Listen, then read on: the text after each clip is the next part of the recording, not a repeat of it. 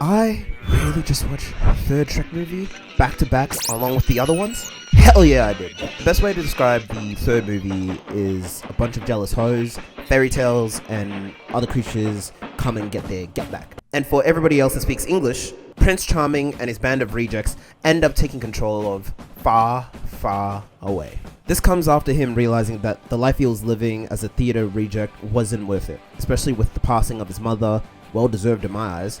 Shortly after this, the frog, I meant King Harold, is reaching the end of his road and says his final words to Shrek, Fiona, and his wife. He also tells Shrek that he is to rule the land of Far, Far Away, along with Fiona as the next heir. There's just one problem. Shrek doesn't want to do it.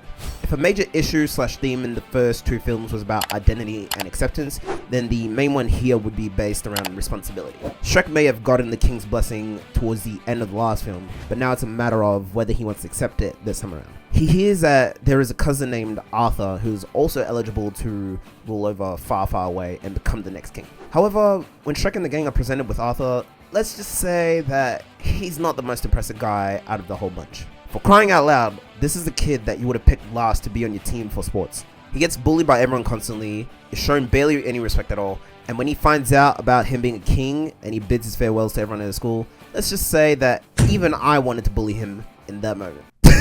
Shrek was also told earlier by Fiona that she was pregnant and that he's gonna be a father. And through this journey with Arthur, you get to see him bond and also learn what it's like to be a parent through somebody else. Despite me thinking and knowing that the third movie is the weakest so far, I really like the lesson of Shrek learning responsibility and what it's like to take care of somebody else more fragile than him. Because as much as a smooth talker Prince Charming was, as an antagonist, it felt like he fell flat for me. Compared to the fairy godmother in the movie before this, his son doesn't even have half the charm, ironically, convincingness, or even character development. You can see this even towards the end of the film when Shrek is cracking jokes at him while he's chained, and he's getting a better response from the crowd that's supposed to see him get executed than Prince Charming was ever gonna get. Now, while I see Arthur's role as a surrogate child for Shrek was important, it also felt like his character fell flat. Even bits and pieces of the princesses rescuing Shrek and the humor fell flat in comparison to the first two films for me. It felt like the first two films managed to perfectly balance the comedy and the storytelling at the same time without sacrificing too much